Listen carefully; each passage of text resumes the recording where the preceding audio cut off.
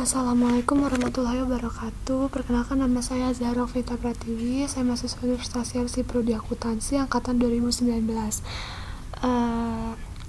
Pada pertemuan kali ini kita akan membahas asumsi klasik data sekunder.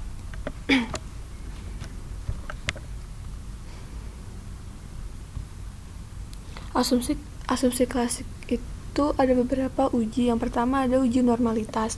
Uji normalitas digunakan untuk melihat apakah data residual terdistribusi normal atau tidak. Nah, kita lanjut ke SPSS-nya aja.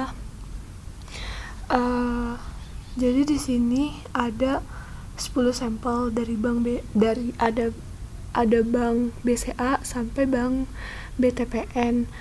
Di sini ada keuntungan, yaitu keuntungan itu variabel dependen atau variabel Y.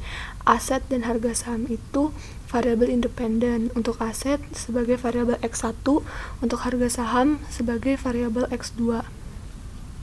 Kita mau uji normalitas dengan histogram atau PP plot. Caranya klik analyze, klik regression, klik linear. Nah, untuk dependennya kita masukin keuntungan tadi variabel variabel Y. Untuk independen kita masukin aset dan harga saham. Nah, terus kita ke plots. Untuk Y kita masukin slash ID. Untuk X kita masukin zpred. Nah, untuk standardized residual plots-nya kita klik histogram dan normal probability plot. Kita klik continue. Kita klik OK.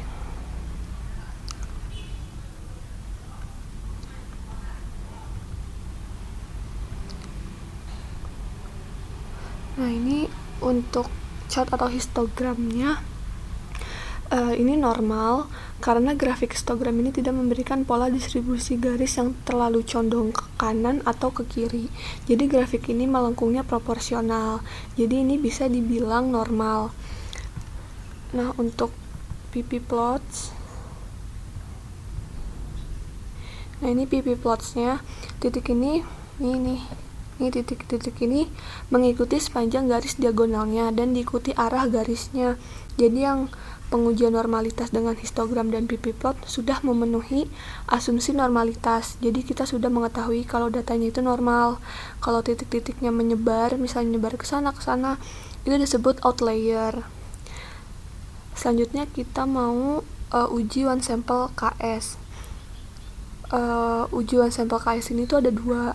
Yang pertama itu kita uji coba dulu. Klik analyze.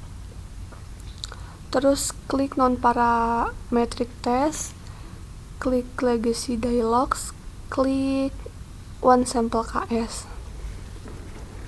Nah, ini kita masukin semua variabel ke tes variabel list. Terus tes distribusinya normal, kita klik OK. Nah, kita lihat di baris asim signifikan totalnya. Di sini kan nilainya semuanya itu di atas 0,05 ya. Untuk keuntungan 0,031, untuk aset 0,030, untuk harga saham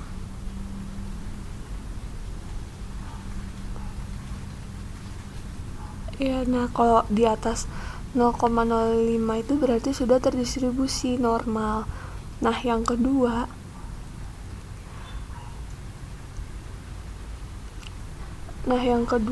kita pakai data residual. Jadi kita buat residualnya dulu sebentar.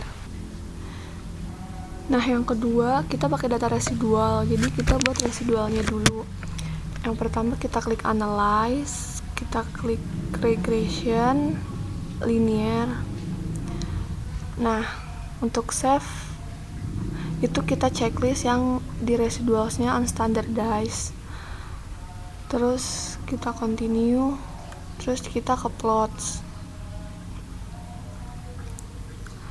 Unchecklist histogram sama normal probability plotnya tadi kan soalnya udah ada ya. Kita klik continue. Nah, ini kita klik OK.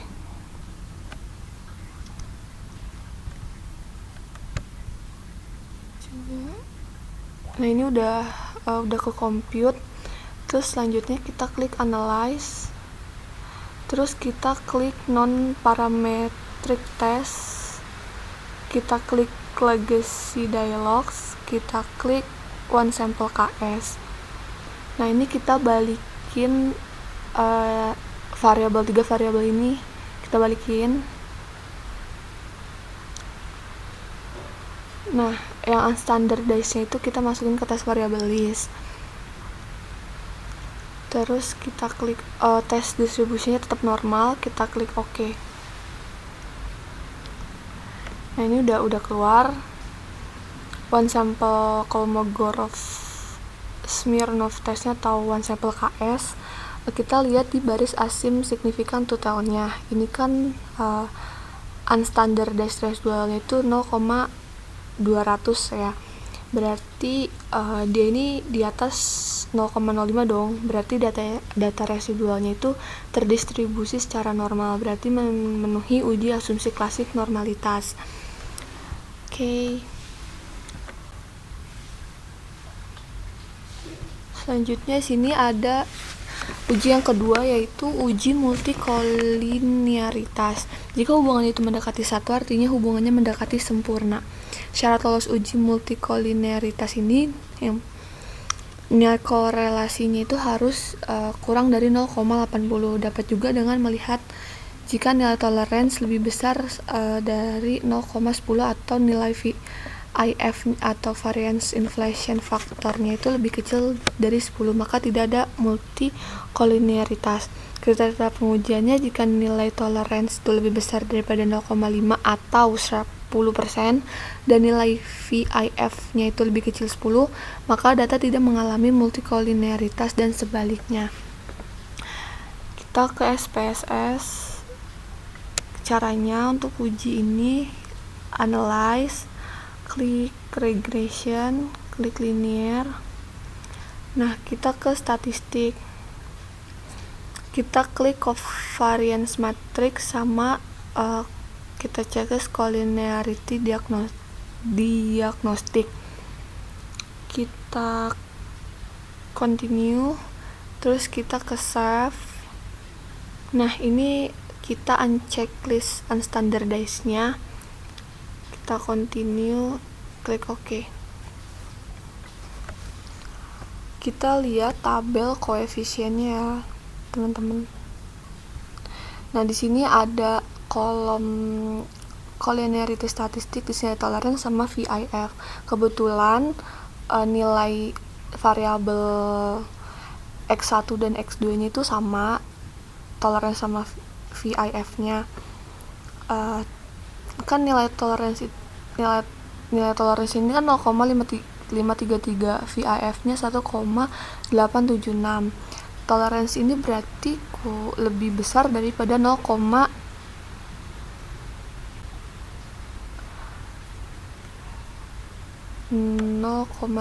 ya tadi. 0,10. Dan nilai VIF-nya itu kurang dari 10, maka data ini tidak mengalami multikolinearitas. Nah, selanjutnya kita mau uji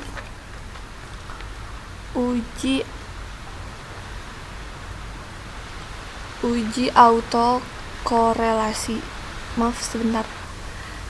Nah, untuk uji autokorelasi ini tujuannya untuk menguji apakah dalam model regresi ditemukan adanya korelasi antar kesalahan pengganggu atau residual pada periode T dengan periode sebelumnya atau T1. Menurut Ghazali 2011, ada beberapa pengujian yang dapat dilakukan seperti uji Darwin-Watson DW yang mau kita uji. Terus ada uji Lagrange multiplier atau LM, uji statistik Q atau Box-Pierce dan L-Jumbox, serta uji Rantes. Nanti kita mau uji Darwin-Watson atau DW dan uji Rantes. Kita mau uji DW dulu. Yang pertama kita klik analyze, analyze, terus regression, kita klik linear, kita ke statistik, kita klik Darwin-Watson karena kita pengen menguji Darwin-Watson ya. Continue, kita oke. Kita lihat di tabel model summary. Di sini ada kolom Darwin-Watson-nya, nilainya itu sebesar 1,870. Nah, jadi kita mau lihat nih di tabel DW-nya itu. Sebentar, sebelum lihat, sini ada jadi di sini ada karakteristiknya, di manakah adalah banyaknya variabel bebas atau penjelas, tidak termasuk variabel terikat. N adalah banyaknya observasi atau sampel. DU Darwin upper, DL Darwin lower, DW Darwin Watson. K-nya ini banyaknya variabel bebas itu ada dua itu kan dari variabel independen, tadi kan ada 2, X1 sama X2. Ini kita tulis dulu.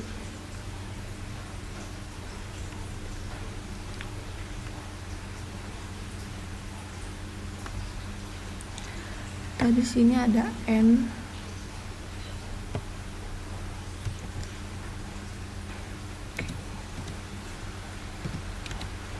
N itu tadi 2, terus ada K ya, sorry K tadi K2, terus N itu banyaknya sampel. Kita bisa lihat di ini. Nah, sampelnya ada 10 ya, 10 bank gitu. Jadi kita tulis di sini 10. Terus ada DU,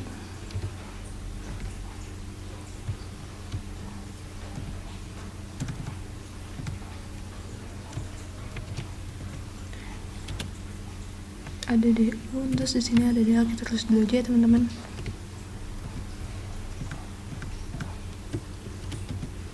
Terus di sini ada DW.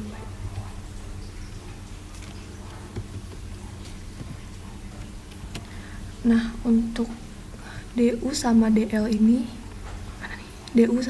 kita lihat di tabel DW-nya.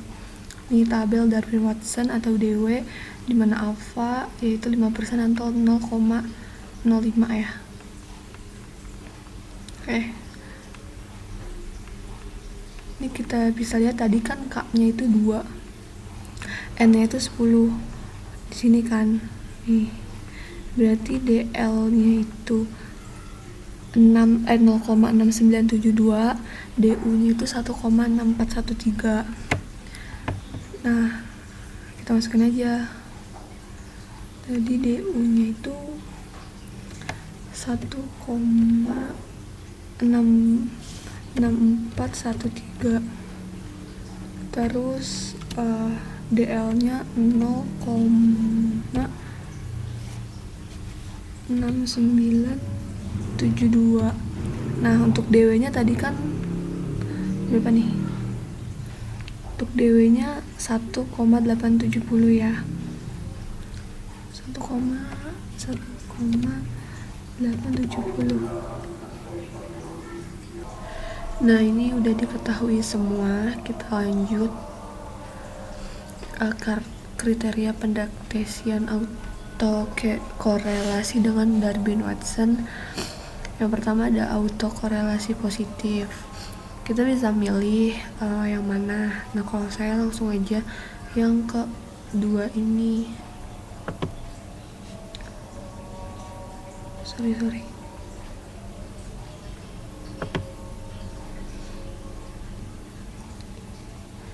Kita ke sini ya.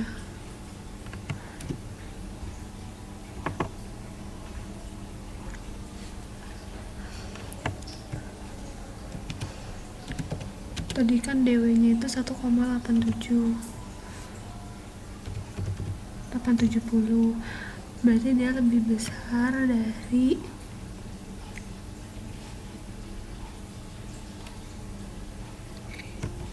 lebih besar dari DU. DU itu 1,6413. Bener kan? Berarti benar. Nah, berarti D itu tidak terdapat autokorelasi positif.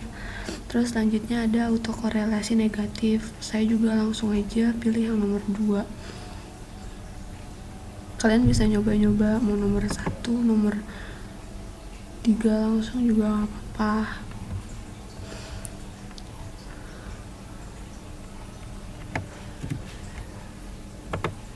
Ini kita bahas, berarti kan 4 dikurang DW nya 1,70